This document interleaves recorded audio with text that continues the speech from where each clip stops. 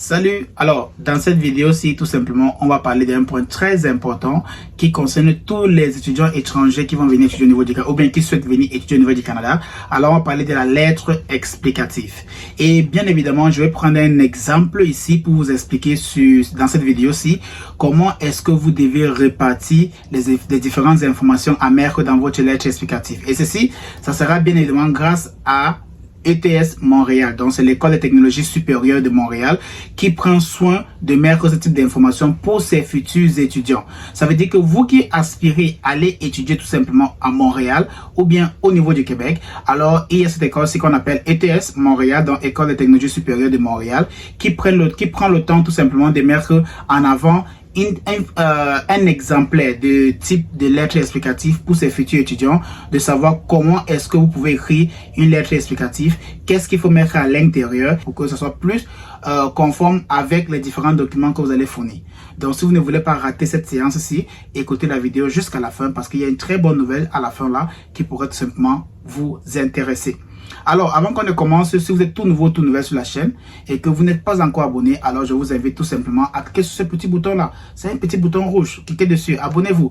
Cliquez sur les likes là, c'est gratuit et gratifiant. Et aussi, n'oubliez pas tout simplement de cliquer sur la cloche de notification pour rester informé de toutes nos prochaines vidéos. Et aussi, je vous invite pour tous ceux qui souhaitent toujours s'abonner, tout simplement. Et encore, grand merci à ceux qui sont déjà abonnés. Vraiment, merci du fond du cœur.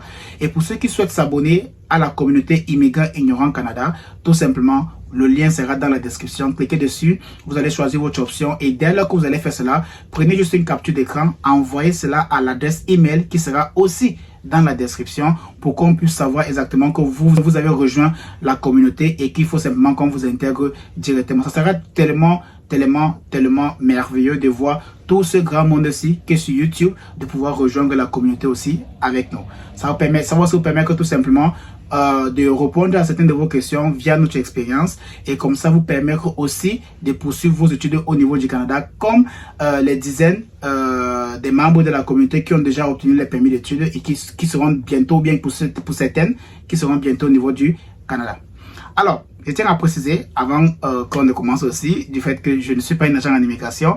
Donc, tout ce qu'on partage dans cette communauté-ci ou bien derrière la chaîne, tout simplement, dans une autre plateforme, pour les membres de la communauté, c'est principalement de mon expérience et bien évidemment aussi des informations que vous pouvez retrouver sur la chaîne du gouvernement du Canada. Donc, on va lancer rapidement. Donc, vous savez, il y a beaucoup de personnes qui, par la suite, tout simplement, quand ils font la demande de permis d'études, se voient toujours rejetés. Donc, ça arrive majoritairement, mais dans certains cas, ça va aussi arriver du fait que beaucoup ne savent pas comment écrire une lettre explicative. Beaucoup ne savent pas ce qu'il faut mettre à l'intérieur, ce qu'il ne faut pas mettre à l'intérieur. D'ailleurs, même avant qu'on entre dans le but du sujet, il faut qu'on sache déjà pourquoi est-ce que vous devez mettre une lettre explicative. Il y a certaines conditions, mais il est obligatoire. On ne va jamais vous dire cela et vous n'allez jamais retrouver cela aussi sur le site du gouvernement du Canada, principalement parce que la lettre explicative est quelque chose que vous devez exprimer cela en fonction de votre vécu. Vous voyez un peu, en fonction de votre situation, c'est vous qui devez écrire cette lettre-là pour les expliquer. Parce que l'agent d'immigration qui traite votre cas ne vous connaissent pas. Ils ne vous connaissent pas du tout, ni d'Adam ni d'Ève. Ils ne connaissent pas d'où vous êtes.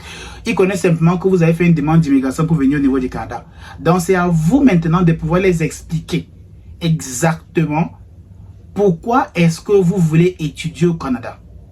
C'est à vous de les expliquer pourquoi est-ce qu'il y a eu un gap dans vos études. C'est à vous de les expliquer pourquoi est-ce que vous avez choisi telle province. C'est à vous de les expliquer pourquoi est-ce que vraiment le programme d'études que vous avez choisi là, c'est vraiment ce qu'il vous faut au niveau du Canada. Donc c'est à vous de les expliquer tout simplement les informations là pour qu'ils sachent réellement vos intentions. Et c'est à fonction de ça, qu'ils pourront déterminer si réellement vous êtes un candidat ou une candidate fiable pour le Canada. Déjà qu'ils doivent veiller à la sécurité du pays. Donc ils doivent se rassurer que la personne qui veut vraiment venir étudier ici là est vraiment cette bonne foi là. Que la personne vraiment a une cohérence dans ce qu'il dit par rapport à son programme d'études au niveau du Canada.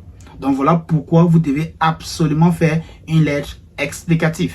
Voilà, dès que je dis cela, vous allez comprendre mieux quand je vais mettre tout simplement ici dans la vidéo une image d'une lettre formulé par ETS Montréal, que vous pouvez voir exactement comment ils ont divisé les différents paragraphes. Qu'est-ce que vous devez mettre dans chaque paragraphe pour que votre lettre explicative soit vraiment bien organisée.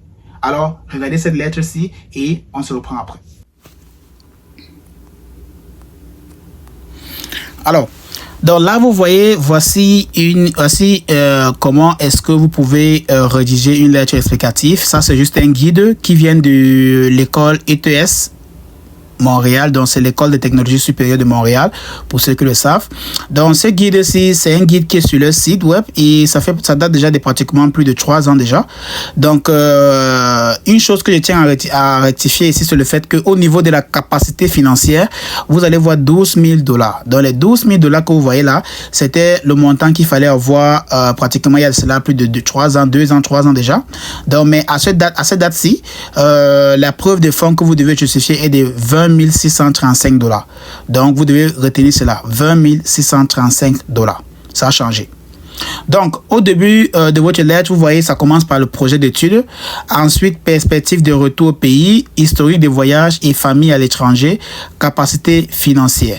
Une chose qui m'a vraiment beaucoup plu dans cette lettre, c'est le fait qu'ils ont ajouté aussi le permis d'études en cas de quoi faire en cas de refus. Donc, ils vous donnent quelques directives. Donc, ça veut dire que ce sont des informations qu'ils ont vraiment pris le temps de rédiger pour leurs futurs étudiants, de pouvoir leur donner déjà des astuces sur qu'est-ce qu'il faut mettre dans vos lettres explicatives et qu'est-ce qu'il faut faire au cas où si le permis d'études a été refusé. Donc, c'est vraiment une très bonne chose. Voilà.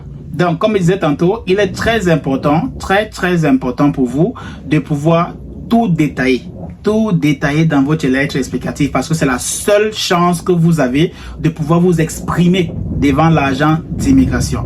Parce qu'ils ne vont jamais vous appeler au téléphone pour vous demander des questions. Non, ils ne vont jamais le faire. Donc, la seule façon pour vous de pouvoir expliquer à l'agent d'immigration sans être présent ou bien sans même appeler au téléphone, c'est simplement écrire toutes les informations précises, tout simplement dans la lettre explicative. Aussi, vous devez savoir que l'agent d'immigration n'est pas dans votre tête pour commencer à réfléchir à votre place.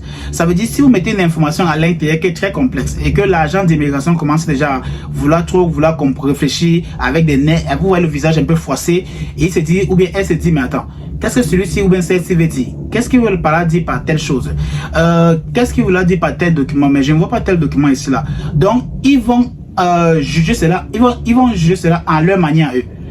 Vous comprenez ce que ça veut dire? Donc, ils vont lire votre lettre explicative et c'est en fonction de leur jugement à eux, en fonction qu'ils ont compris votre lettre explicative, qu'ils vont décider sur votre sort. Donc, faites en sorte que votre lettre explicative soit vraiment très expéditive. Ça veut dire que les informations sont très précises sur les documents que vous avez fournis. Et sur les manquements ou bien sur les documents que vous ne pouvez peut-être pas fournir, qu'il y ait une explication à l'intérieur. Que l'agent d'immigration sache que, ok, j'ai reçu tel document, mais j'ai pas reçu tel document. Par exemple, qu'est-ce qui se passe? Dans la lettre explicative, que l'agent d'immigration puisse voir l'explication à l'intérieur. Beaucoup de personnes voient les permis d'études rejetés avec des mentions du type genre vous ne nous avez pas convaincu du fait que vous allez retourner dans votre pays. Vous n'êtes pas convaincu du fait que vraiment vous avez les moyens financiers qu'il faut comme ça. Vous voyez, la grande majorité, par rapport à ce que j'ai pu comprendre ici avec les conférences des avocats en immigration, c'est le fait que certaines lettres explicatives ne sont pas vraiment détaillées et expédites. Vous allez voir majoritairement sur le site ou bien sur certaines différentes pages ou bien même sur les youtubeurs en ligne qui parlent de contenu d'immigration, du fait qu'ils vont vous dire il faut mettre 2 pages maximum et consomme. Mais laissez-moi vous dire une chose. Par mon expérience, moi à l'époque j'avais fait 3 pages. Donc si vous pouvez faire 3 pages expédiées, ça veut dire avec des informations bien détaillées, faites-le. Ne vous arrêtez pas, ne vous limitez pas parce que c'est votre seule chance de pouvoir bien expliquer la situation. Comme je disais tantôt, ils ne vont jamais vous appeler au téléphone pour causer avec vous. Ils ne vont jamais vous appeler ou bien vous envoyer un email pour dire est-ce que vous pouvez m'expliquer telle situation? Non. S'ils lisent, ils ne comprennent rien, ils vont simplement vous envoyer un mail pour dire que désolé, mais vous n'êtes pas convaincu. Vous voyez un peu? Donc c'est très important. Ne passez pas par le même piège là. Je vous dis ça parce que c'est une expérience que j'ai vécue. Donc ne passez pas par cette expérience là. C'est douloureux, certes, mais c'est simplement parce que vous n'avez pas pris le temps de pouvoir relire votre lettre explicative pour mieux comprendre qu'est-ce que vous avez écrit à l'intérieur. Parfois même, je dis toujours aux gens, dès lors que vous avez terminé votre lettre explicative, donnez ça à une personne tierce. Dites à la personne de lire cela sans vous à l'intérieur de donc sans vous autour de la personne. Envoyez ça à un ami ou envoyez ça à un membre de la famille. Dites-le, lis seulement. Et si tu es convaincu, dis-moi que tu es convaincu. Si tu n'es pas convaincu, dis-moi que tu n'es pas convaincu et donne-moi peut-être les différents points auxquels tu n'es pas convaincu. Là, je vais voir s'il faut absolument que je rédige une nouvelle lettre explicative. C'est très important. Vous pouvez aussi entrer en contact avec l'établissement scolaire qui vous a donné l'admission. S'ils peuvent aussi être comme le juge là. Donc, vous les envoyez cela pour dire que, pardon, vous voulez qu'ils jugent cela à vous. S'ils peuvent juger à temps, ça veut dire regarder la lettre explicative, juger cela et ensuite vous donner une réponse à temps, tant mieux. Vous voyez un peu, donc vous avez tellement de moyens de pouvoir juger votre lettre explicative avant de l'envoyer à l'agent d'immigration au niveau du Canada. J'espère que cette information pourra vraiment vous assister et vous aider dans votre procédure pour que vous ne voyez pas votre demande refusée à cause de cette lettre explicative là.